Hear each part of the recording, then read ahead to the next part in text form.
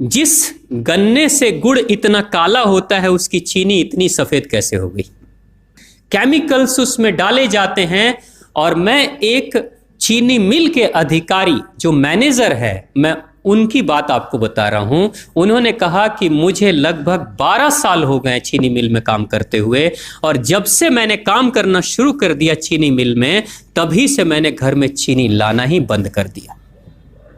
मैं तब से अपने बच्चों को चीनी खिलाता ही नहीं हूं, जबकि नौकरी से सैलरी वहीं से मिलती है, मगर चीनी नहीं। मैंने कहा कि आखिर कौन सी घटना घटी जिसके कारण से आपने ऐसा किया?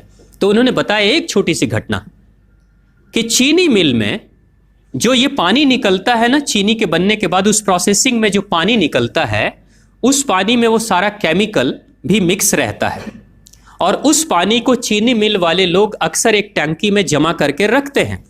ये सभी चीनी मिल वालों के पास में होता है, आप भी कभी जाएंगे तो आपको भी पता चलेगा। वो टंकी में वो पानी रखा जाता है, लेकिन रोज रोज प्रोसेसिंग हो रहा है, रोज चीनी बन रही है, रोज बहुत सारा पानी आ रहा है, तो आखिर कब तक?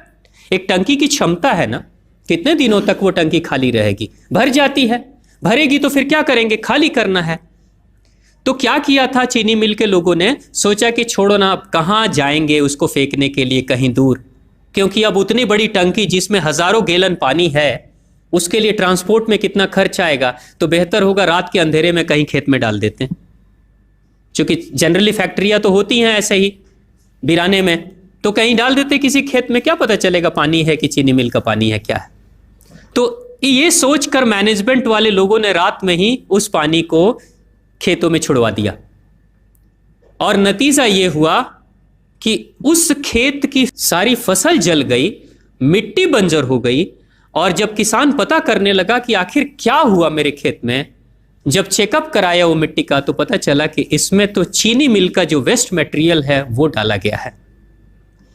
तब उसको खबर मिली कि हाँ, किसी स्टाफ ने बताया कि हाँ, हमारे चीनी मिल से ही पानी डाला गया था आपके खेत में, और पूरी मिट्टी बंजर हो गई। उसने केस कर दिया और चीनी मिल वाले को मुआवजा देना पड़ा लाखों रुपए। तभी से वो स्टाफ कहते हैं कि जो मिट्टी को बंजर कर दे वो इंसान के शरीर में जाए तो क्या करेगी। उसी के बाद से मैंने अपने घर में चीनी लाना बंद कर दिया।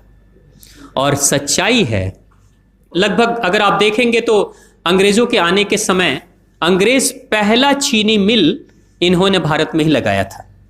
पहला चीनी मिल भारत में ही अंग्रेजों का लगा, और अंग्रेजों ने चीनी की शुरुआत की। भारत के लोग गुड़ खाते थे, चीनी नहीं खाते थे, उन्होंने बहिष्कार किया, बिल्कुल नहीं। लेकिन चीनी और चाय पत्ती दोनों के लिए लोगों को तैयार किया गया था। चाय पिला पिला कर फ्री में चीनी के लिए तैयार किया गया, और चाय के लिए भी तैयार किया गया।